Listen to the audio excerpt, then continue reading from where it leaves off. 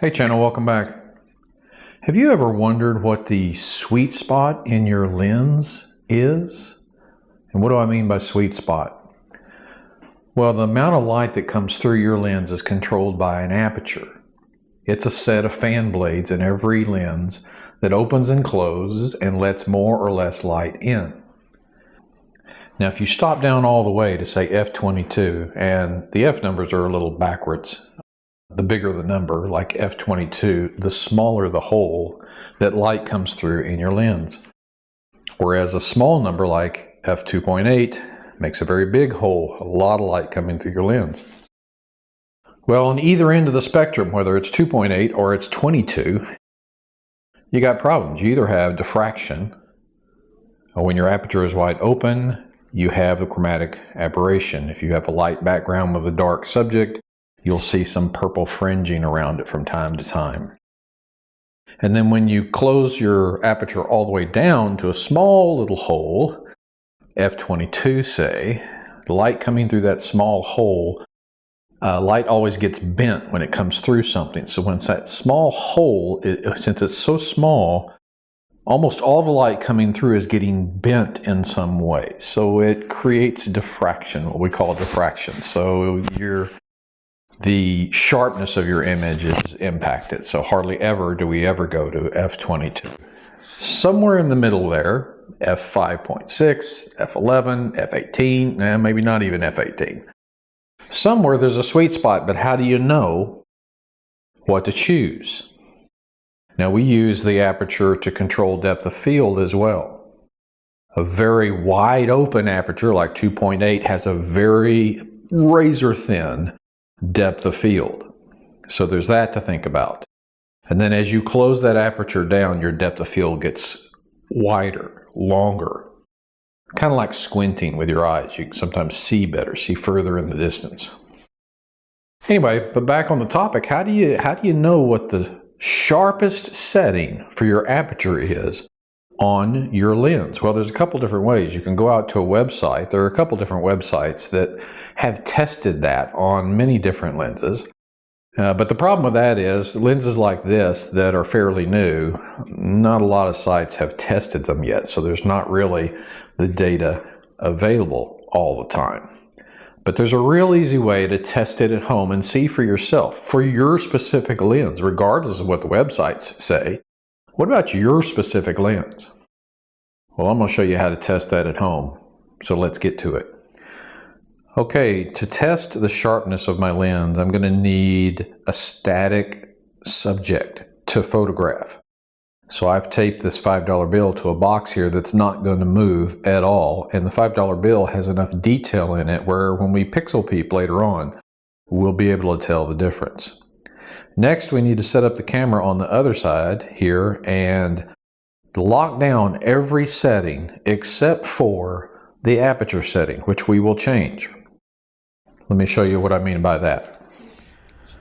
Okay, you can see here on the screen for my camera that I have set ISO to 100. I'm going to set that there and I'm going to fix it there. And that's not going to change each time. And then for my shutter speed, so that I can get everything, get enough light in, I'm going to set a slow shutter speed at 1/8 of a second. I'm on a tabletop, so there will be no camera shake, so that's not a problem here, that 1/8 of a second. And so for my aperture, right now it's at 4.0. Let's check to make sure that is the lowest. Yeah, you can see that is the lowest aperture setting. All right, I'm also going to set the lens to manual focus, and we're going to focus in on that dollar bill, that $5 bill, manually so that it doesn't move. So let me zoom in and just get that in focus to the best of my ability here, just eyeballing it. Okay, so that is focused. We are at f4. So let's take our first shot. I've set a 2-second timer so that I can get my hand off the camera and we don't shake the camera when it takes this photo. All right, now we're not going to do anything else but change this aperture setting. So let's go up each to one stop. 5.6 will be the next. And let's make sure it's light enough, so I'm going to decrease the shutter speed a little bit. And then I'm going to take that shot.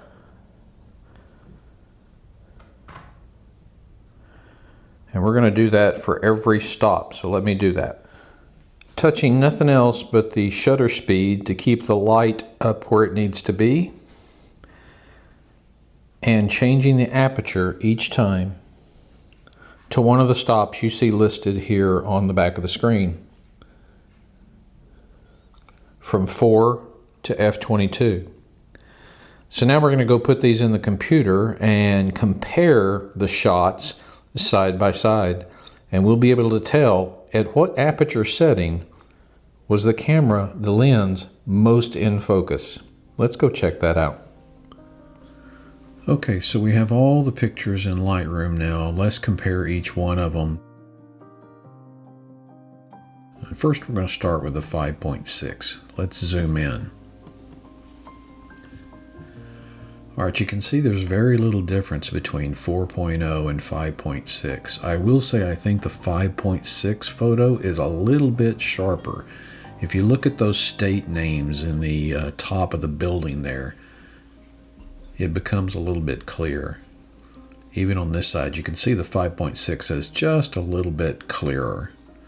All right, let's change it up a bit.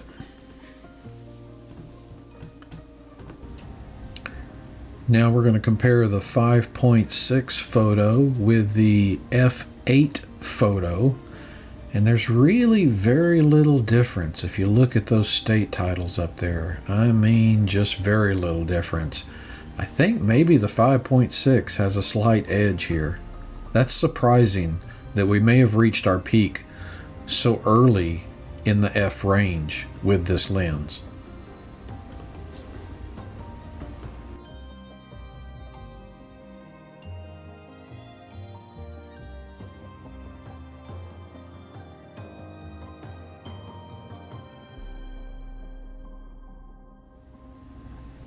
Okay, now jumping over to compare f8 with f11. Let's zoom in and take a look at these.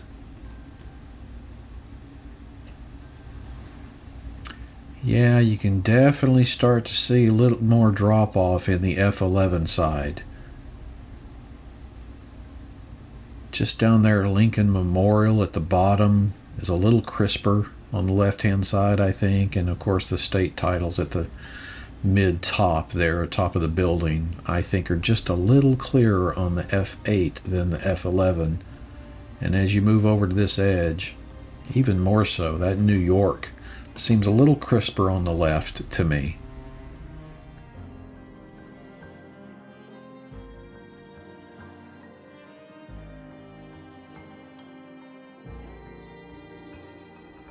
Okay, now let's compare f11 with the f16. Zoom in and take a look at this. Yeah, f16 is starting to look a lot softer. That Lincoln Memorial at the bottom, and take a look at those ornamental like pots or vases on the edge of the staircase there. Clearly the f16 is softer than the f11 in this case. Interesting.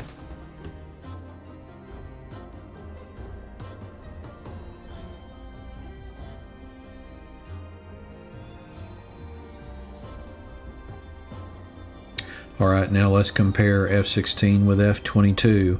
We're going to see that f22 is noticeably softer here. This is the smallest opening our aperture provides in this lens. Wow, what a difference. You'll really be able to see a difference if we compare what I think is the sharpest f5.6 with the f22. Take a look at this. My goodness, what a stark difference. This is the steps you take to see what is the sharpest f-stop in your lens. I hope it was helpful for you. Thank you for joining me today. God bless.